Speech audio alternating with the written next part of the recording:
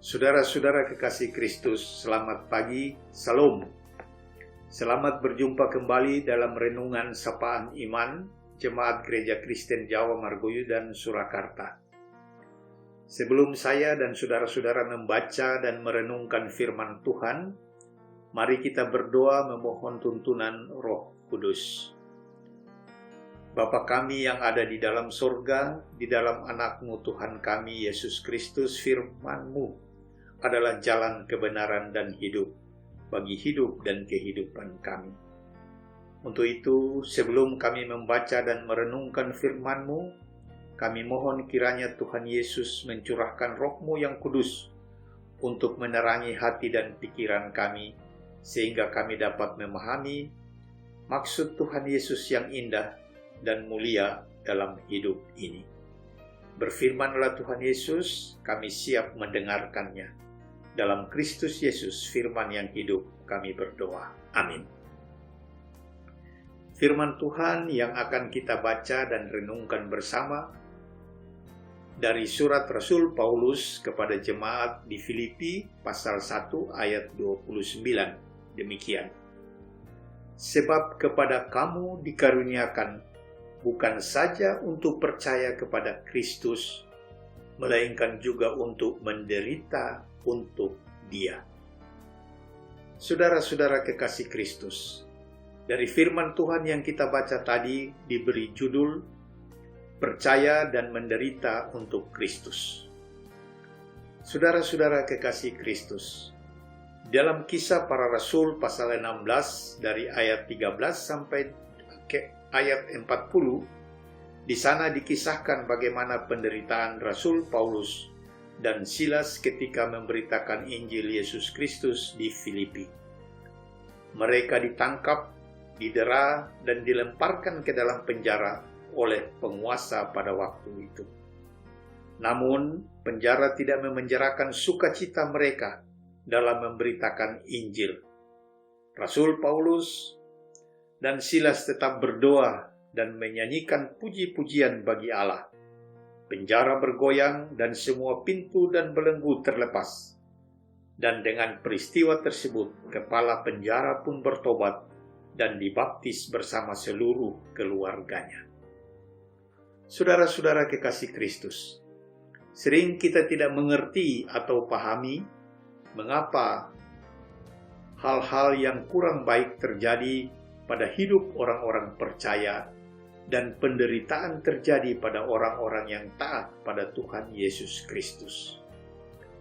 Pada saat Rasul Paulus dan Silas meninggalkan jemaat Filipi, Rasul Paulus mendengar bahwa jemaat di Filipi mengalami penderitaan berupa penekanan-penekanan dari penguasa pada waktu itu.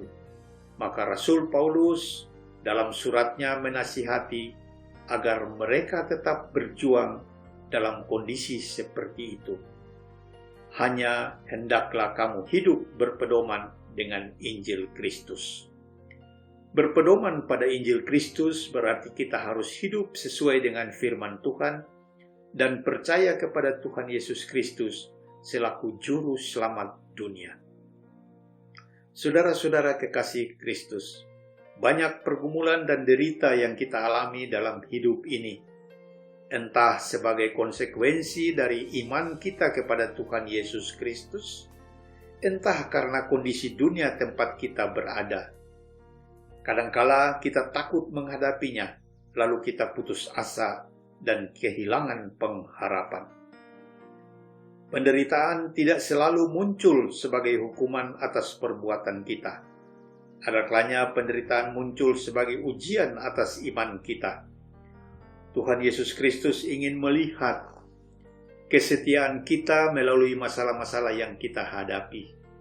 Maka dengan masalah atau penderitaan itu, iman kita semakin dikuatkan dan hidup kita semakin disempurnakan karena kuasa Tuhan Yesus Kristus semakin nyata atas hidup kita. Saudara-saudara kekasih Kristus, rancangan Tuhan Yesus Kristus atas hidup kita adalah rancangan damai sejahtera.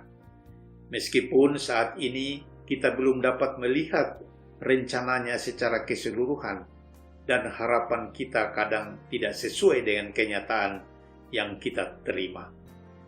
Tuhan Yesus Kristus akan selalu menyertai dan memberikan yang terbaik untuk hidup kita. Saat penderitaan atau masalah datang, tetaplah berdoa dan memuji-muji Tuhan Yesus Kristus, sebagaimana yang dilakukan oleh Rasul Paulus dan Silas pada waktu itu. Penderitaan atau masalah besar atau masalah kecil yang kita alami akan membawa kita semakin dekat dengan Tuhan Yesus Kristus dan menjadikan kita sebagai anak-anak Tuhan Yesus Kristus, pribadi-pribadi yang lebih tangguh dalam menjalani hidup ini. Saudara-saudara kekasih Kristus, kita sebagai pengikut-pengikut dari Tuhan Yesus Kristus harus menyadari dengan sungguh bahwa kita dikaruniakan bukan hanya untuk percaya, melainkan juga untuk menderita bagi Kristus. Dengan pemahaman ini, saya dan saudara-saudara tidak akan kecewa dan putus asa pada saat penderitaan atau masalah menimpa kita.